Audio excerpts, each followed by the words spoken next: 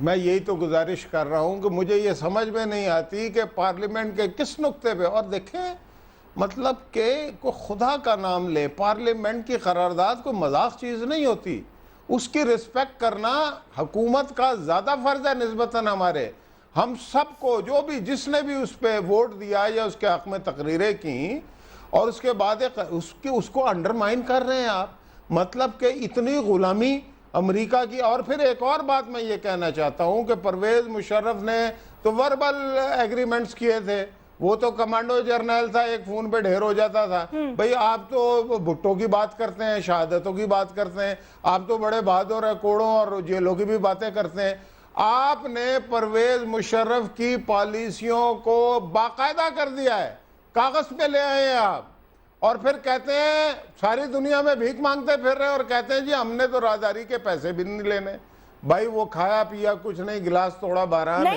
یہ عجیب و غریب ڈپلومیسی مجھے کامنٹ دے دے پھر میں واپس آؤں گی. مشاہد علی صاحب، میں سینیٹر غلام علی صاحب سے بھی ان کا موقف لے لوں. مجھے خالی کریکٹ کر دیں اس پہ، ہو سکتا ہے میری غلطی ہو، مجھے نہیں پتا، میں انسان ہوں، بھول سکتی ہوں. کیا ہم نے پیسے نہیں مانگے تھے؟ بالکل مانگے تھے پیسے، ایک دفعہ 4.5 سال. میں آپ کو ایک بات بتاؤں، آپ اس کو بھی چھوڑ دیں. یہ بجٹ سے پہلے حفیظ شیخ کا بیان آن ریکارڈ ہے کہ اگر امریکہ نے ہمیں $1 ارب نہ دیے تو ہم بجٹ بنانے کی پوزیشن میں نہیں ہیں. بالکل. کوئی کرے اس کی تردید، کوئی کرے اس کی تردید. بات ہے مطلب کہ آپ ایسی باتیں کر رہے ہیں، یا تو ہم لوگ ڈیف اینڈ ڈمپ ہیں، ہماری آنکھیں نہیں ہیں، ہمارے کان نہیں ہیں، ہم سن نہیں رہے، ہم پڑھ نہیں رہے، ہم دیکھ نہیں رہے. ساری دنیا کو تو نہیں بے وقوف بنایا جا سکتا. سینیٹر صاحب، سینیٹر حاجی غلام علی صاحب، آپ کی پارٹی کا موقف بھی آیا ہے، میں نے مولانا صاحب کی بھی گفتگو سنی ہے.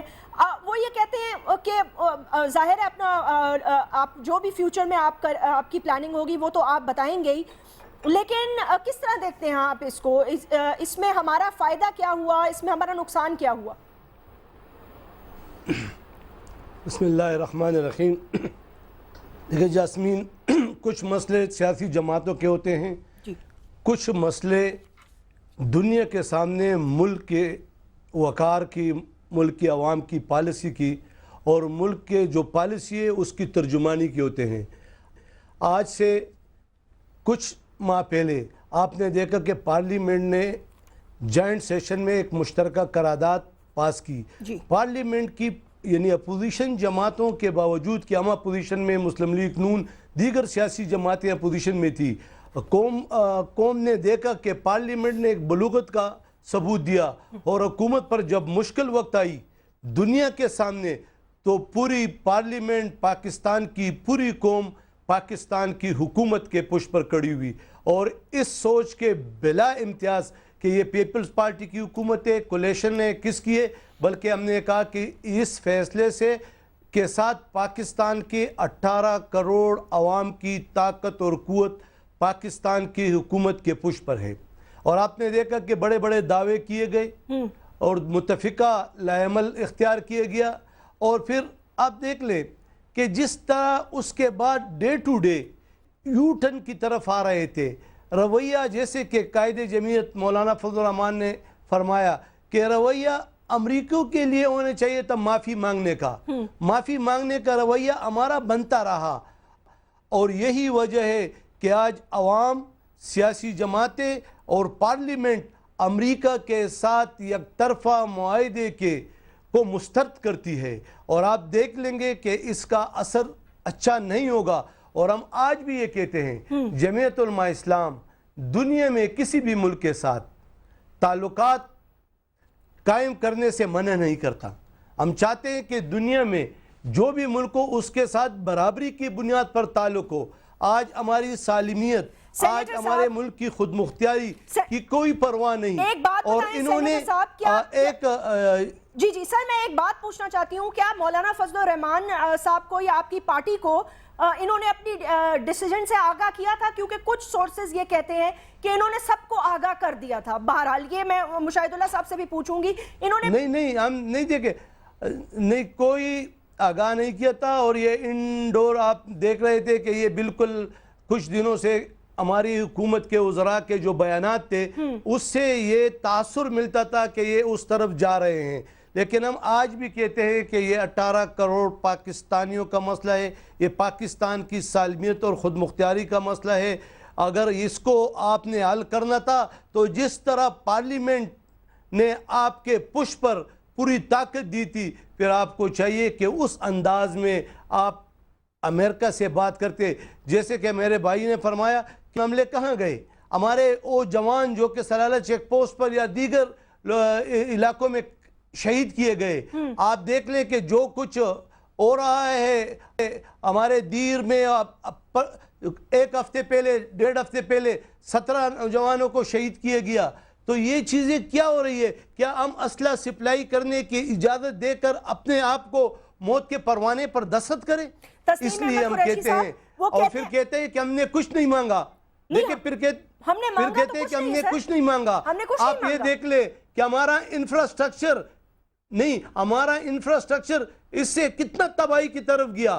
آج اب اگر پشاور سے لے کر آپ تورخم تک جائیں تو 1.5 گھنٹے کا راستہ 10 گھنٹوں میں طے نہیں ہوتا، لیکن ہم یہ نہیں کہتے کہ ہم نے پیسوں کے لیے کیا، لیکن یہ لوگ چونکہ پاکستان کی موجودہ حکومت مختلف بحرانوں میں پھنسی ہوئی ہے، شاید ان کی یہ سوچ ہو کہ بین الاقوامی دنیا یا امریکہ کی سپورٹ ہمیں حاصل ہو کر ہم کچھ دیر حکومت کرے۔ بھائی حکومت پاکستان کی عوام نے آپ کو 5 سال دیے، تمام سیاسی جماعتیں اس پہ متفق ہیں، اور آپ کے تو 3-4 مہینے رہ گئے۔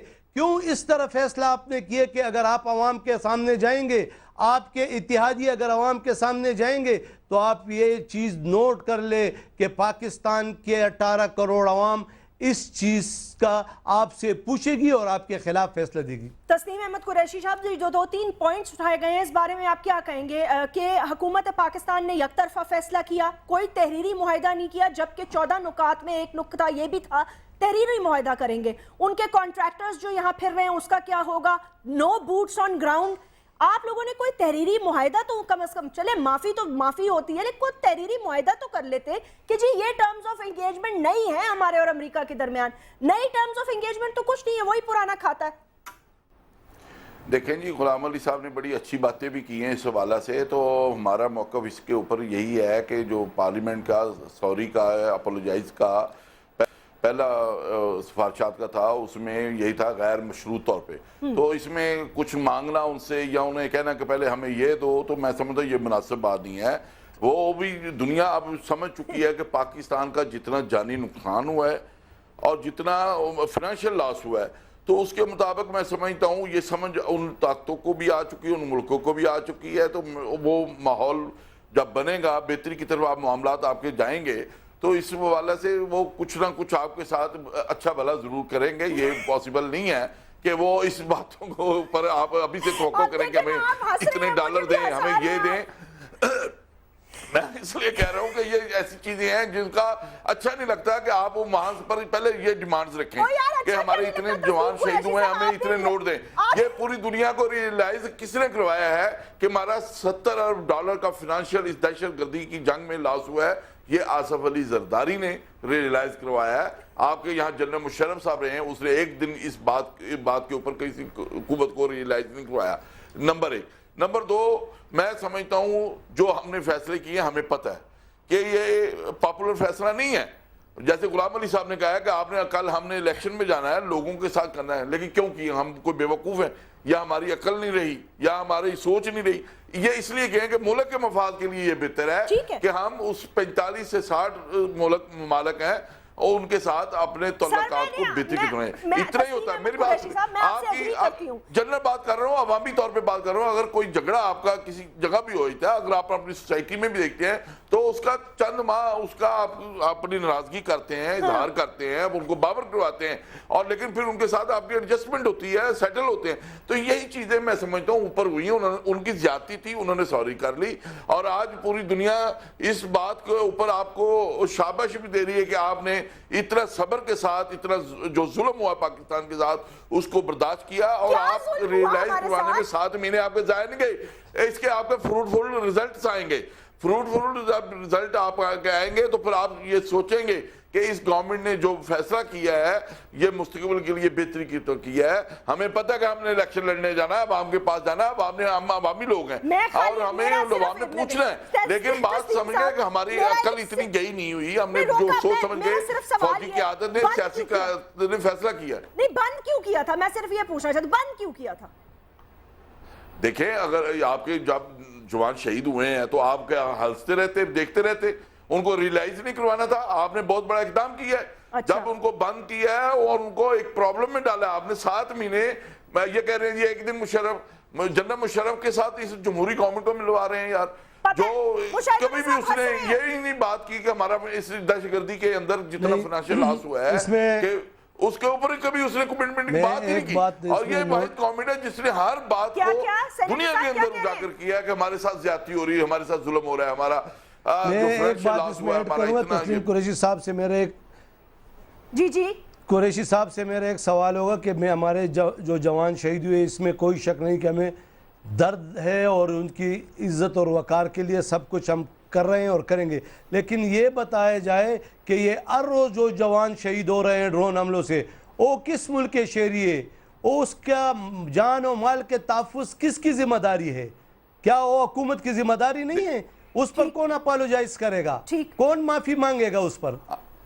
اوکے ویلڈ پوائنٹ سر. تسلیم صاحب ایک سیکنڈ چھوٹا سا مجھے ایک بریک لے, جسٹ 1 بریک ہوتی ہے, اس کے بعد میں آپ کو بھی, مشاہد اللہ صاحب ہنس رہے تھے, ان کا بھی موقف لینا چاہوں گی. مجھے ابھی تک سمجھ میں نہیں آئی کہ ہم نے کیا کیا ہے اور ہمیں کیا ملا ہے.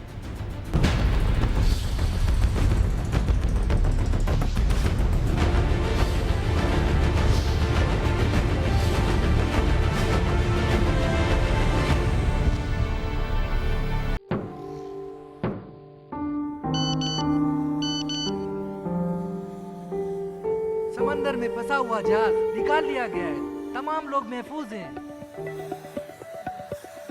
شہر سے دور ہوں پر خبروں سے دور نہیں. تو ابھی اپنا فون اٹھائیے اور سما SMS نیوز الرٹس حاصل کرنے کے لیے SA ٹائپ کیجئے اور بھیج دیجئے 8125 پر. سما SMS نیوز الرٹس, جانتے رہنا لازمی.